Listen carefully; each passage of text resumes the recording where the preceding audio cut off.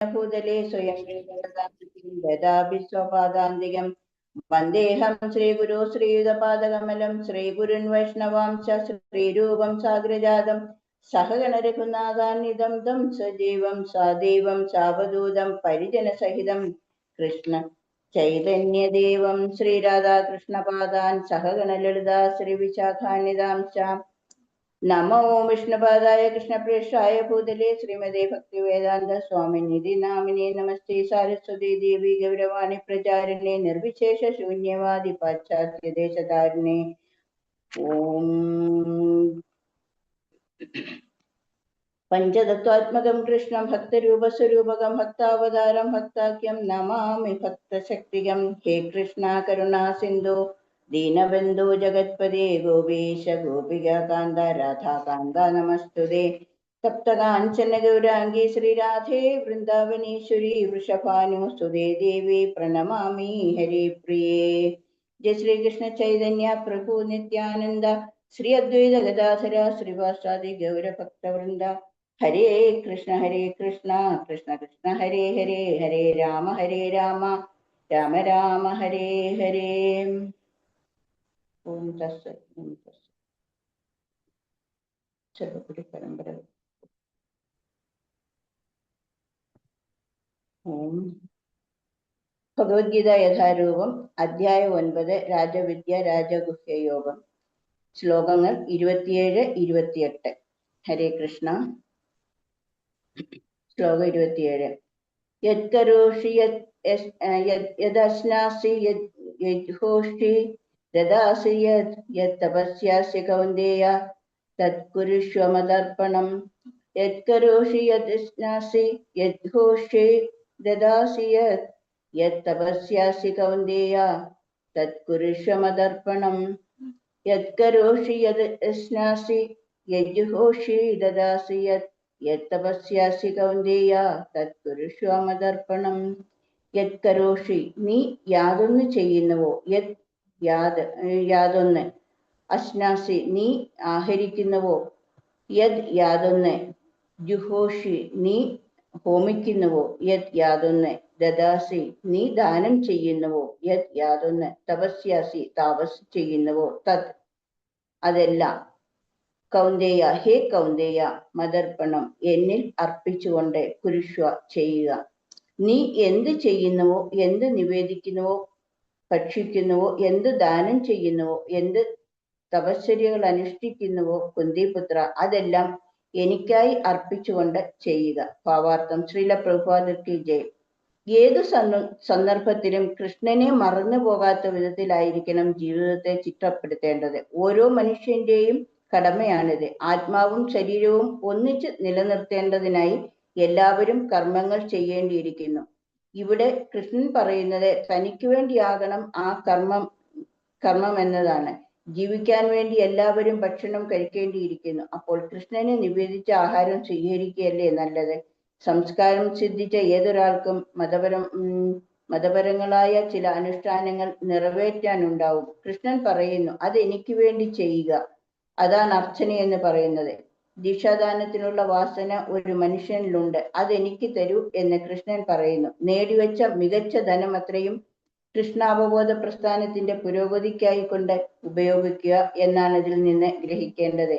ഇന്ന് ജനങ്ങൾക്ക് ധ്യാനയോഗത്തിൽ വളരെ താല്പര്യം കാണുന്നുണ്ട്. ഈ യുഗത്തിൽ ഇത് പ്രായോഗികമല്ല. എങ്കിലും ദിവസത്തിൽ 24 മണിക്കൂറും മാലയെടുത്ത് ഹരേ കൃഷ്ണ മന്ത്രം ഉരുവിട്ടുകൊണ്ട് കൃഷ്ണനെ ധ്യാനിച്ചുകൊണ്ടിരുന്നാൽ ഒരാൾ ഉത്തമനായ ധ്യാനയോഗിയായി തീരും, സംശയമില്ല.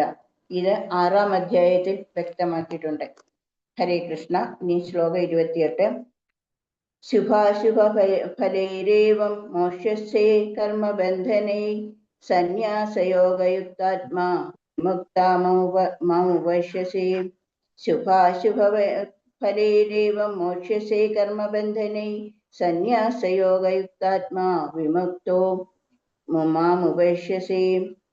ശുഭാശുഭഫലൈരേവം മോക്ഷസ്യേ കർമ്മബന്ധനൈ സന്യാസയോഗയുക്താത്മാ വിമുക്തോ മാമുപശ്യസി. ഏവം ഇപ്രകാരം ശുഭാശുഭഫലൈ ശുഭഫലങ്ങളോട് കൂടിയ കർമ്മബന്ധനെ കർമ്മബന്ധങ്ങളാൽ അഥവാ കർമ്മബന്ധങ്ങളിൽ നിന്ന് മോക്ഷസേ നീ മോചിപ്പിക്കപ്പെടും അഥവാ മുക്തനായിത്തീരും. വിമുക്തനായി സന്യാസയോഗയുക്താത്മാ സന്യാസയോഗത്തിൽ മനസ്സുറപ്പിച്ചിട്ട് മാം എന്നെ ഉപേക്ഷസി നീ പ്രാപിക്കും. ഇങ്ങനെ കർമ്മബന്ധങ്ങളിൽ നിന്നും തജ്ജനങ്ങളായ ഗുണദോഷ ഫലങ്ങളിൽ നിന്നും നിനക്ക് സ്വതന്ത്രനാകാം. പരിത്യാഗം എന്ന തത്വം ഉൾക്കൊണ്ടുകൊണ്ട് എന്നിൽ മനസ്സുറപ്പിച്ച് വിമുക്തനായി നിനക്ക് എന്നെ പ്രാപിക്കാം. ഭാവാർത്ഥം ശ്രീല പ്രഭുപാദർ കി ജയ്. ഭഗവത് നിർദ്ദേശം അനുസരിച്ച് കൃഷ്ണാവബോധ പ്രസ്ഥാനത്തിൽ ഏർപ്പെടുന്ന ആളാണ് യുക്തൻ.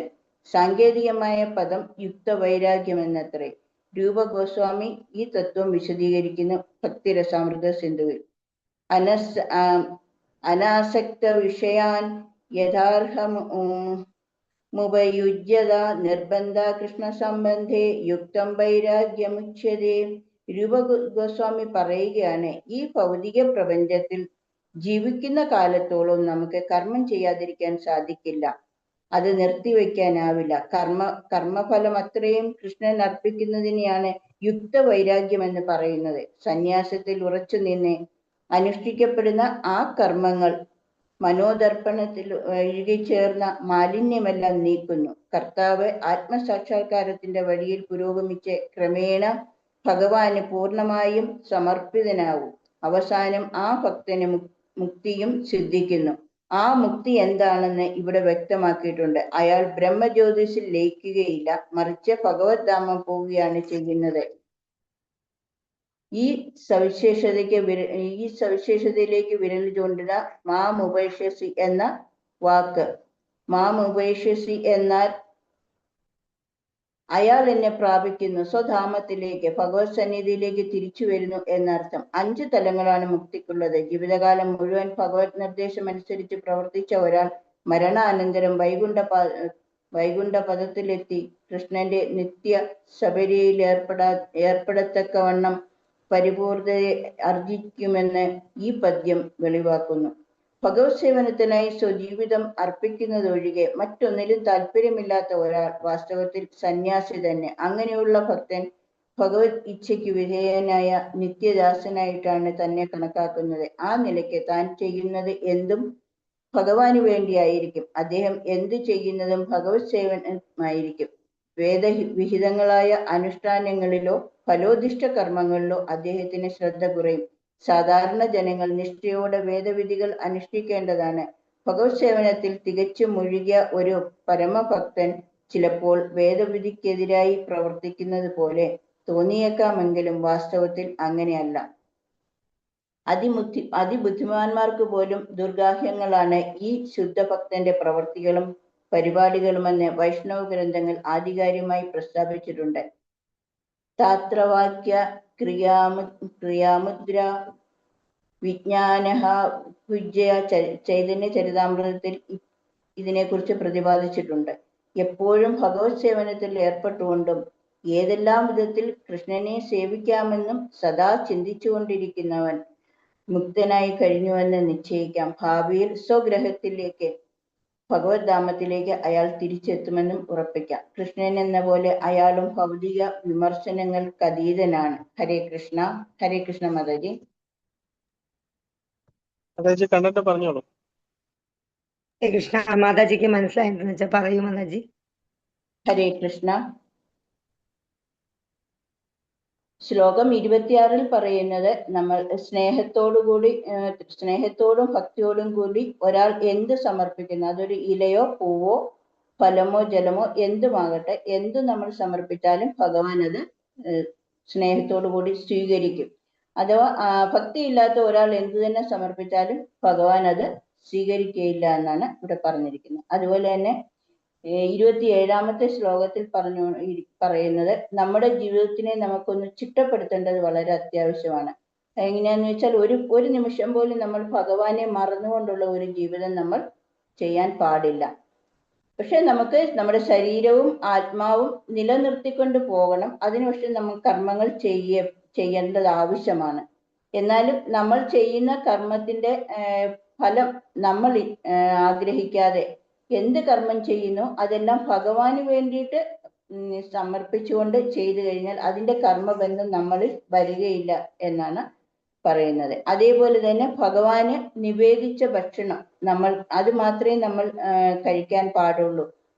അല്ലാതെ നമ്മൾ ഭഗവാന് സമർപ്പിക്കാതെ കഴിക്കുന്ന ആഹാരങ്ങളിലെല്ലാം അതിലെല്ലാം പാപമാണ് നമ്മൾ ചെയ്യുന്നത്.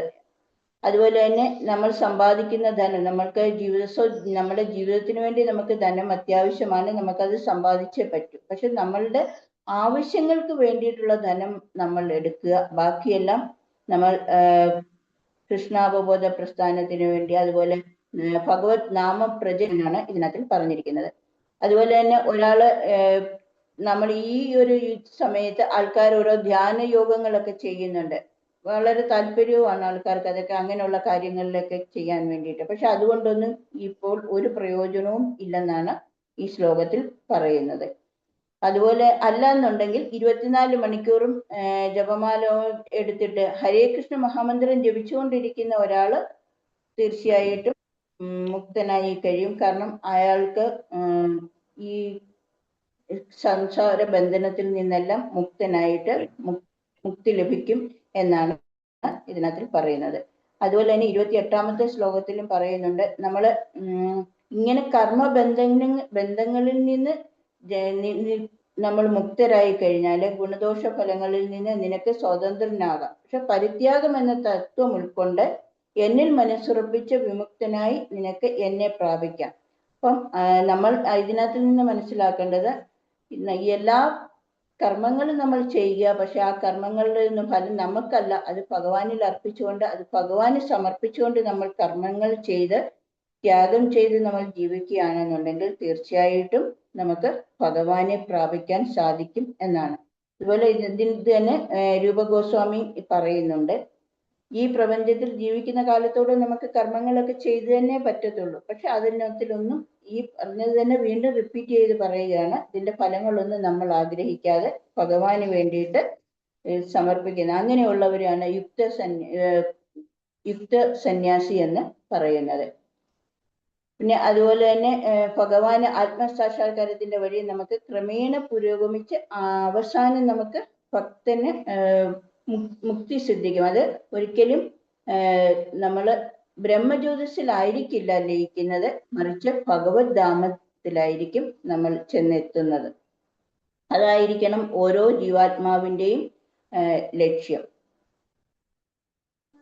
ഇങ്ങനെ കുറച്ച് കാര്യങ്ങളൊക്കെയാണ് ഈ 2 ശ്ലോകങ്ങളിലായിട്ട് പറയുന്നത്. പക്ഷെ ഈ ഒരു നമ്മൾ ഇങ്ങനെയുള്ള ത്യാഗങ്ങൾ ചെയ്തും അല്ലെങ്കിൽ ഭഗവത് സേവനങ്ങൾ ചെയ്തും ജപിച്ചും മുന്നോട്ട് പോകുന്ന ആൾക്കാർക്ക് ഭൗതികമായി നമുക്ക് ഒരു താല്പര്യവും കാണത്തില്ല, ഒരു ആഗ്രഹങ്ങളൊന്നും നമുക്ക് കാണത്തില്ല.